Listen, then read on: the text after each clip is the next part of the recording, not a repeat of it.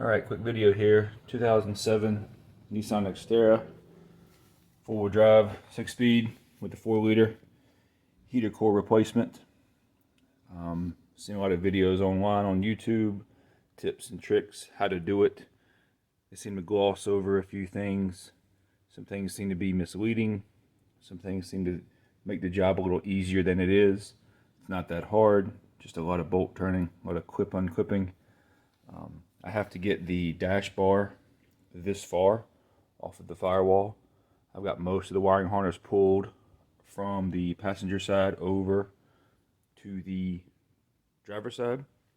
Not fully disconnected from the driver's side though. All the wires are still connected to the steering column. Steering column is dropped all the way down. There's a crash bar held on by 2 bolts underneath the steering wheel. You'll see it. You can remove that. Steering wheel will drop all the way down without removing any of the wiring or the U-joint out of the slip shaft. You have to get the AC box off of the firewall. That was misleading in some of the videos I've seen of how to actually get the heater core out of the heater box once you remove the dash bar. You have to remove the heater core from there. There's some lines that run all the way over here, go through these little loops. You have to get the heater box all the way off because this piece is around the 2 heater core lines. You see they run through. There's no way to get the heater core out without removing this. This bolts onto the back side all the way up against the firewall, so you have to pull the heater box off at least that far. It's not that difficult. All of the trim has to come off. Center console, dash bezels, the top radio bezel, mine shattered. It's about $215 to replace, so I've ordered one of those to have when I put it back together. Stuff is brittle, so it may break. I didn't pull the dash bar all the way off of this. There are 2 little hanging clips you'll see up and over. Pops off. You don't have to deal with these clips here. Just leave those as they are. This dash bar is held in with these adjusters. I didn't do any adjusting. I just pulled real hard and it slid off. It scratched the paint here. This is one of the clips that it sits up and over, you'll see. So it's not going to be perfect when it goes back together, but the dash will be back on. You won't be able to see it. Little clips like these, I had to cut them. They will not come out, so I'll either get the replacement ones or I'll use some zip ties in the factory spots. Some of the clips are real hard to see, real hard to get to. Some are clipped in from the bottom, some are clipped in from the back firewall side. I had to use my camera on selfie mode and get underneath to see how the clip actually inserted. The airbag, the passenger airbag, these 2 clips, you have to pull that black piece straight down. It unclips and they unclip straight down, so you have to undo the black piece first, pull it down with a little pick. You'll see when it moves pretty easy. I didn't break anything else yet. Just be prepared.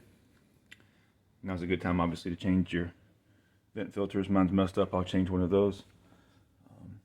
But it's straightforward. I haven't see how to put it back together. Obviously, as they say, install is the opposite of removal. We'll see how that goes. All of the trim has to come all the way off.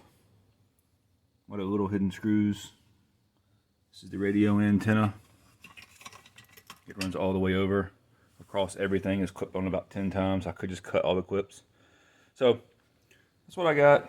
Mine's a 2007, obviously with the 4-liter. I had to get the AC evacuated. The AC lines run into the back of the heater box, into the expansion valve here. It's all one piece. 2 heater core lines, 2 AC expansion lines, 2 AC lines. So it's not a cheap job even doing it yourself, especially if you break parts. Now's a good time to do radio work, or anything else you want to do. So hope this helps people. Probably took 5 or 6 hours to get to this point. I was going slow, trying to figure out connections. Didn't want to break anything, even though I broke stuff. So hope this helps somebody. Xterra and Frontier. It's not as easy as people make it out to be, but it's not that hard. Save yourself $1,000. So quick update, I'm putting it back together. You want to take the top off of this.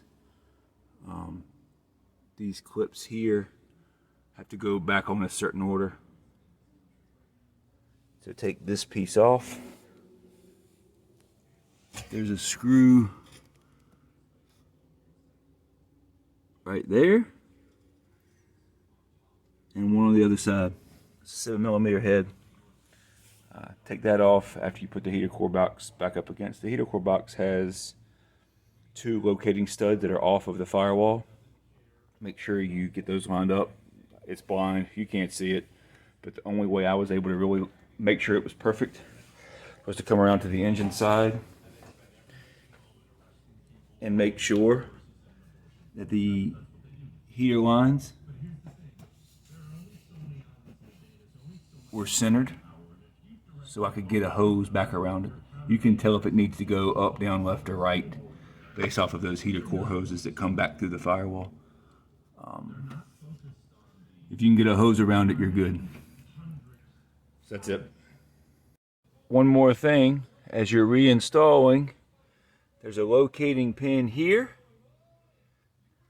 There's a locating pin, 2 pins here on the heater box. Those need to be taken into account. Also, holding this on is a screw that screws in from the back side of this. If you can see it, probably not, but it's back up in there. So you just leave that on there. Don't worry about that coming off. Everything else pretty straightforward. Like I said,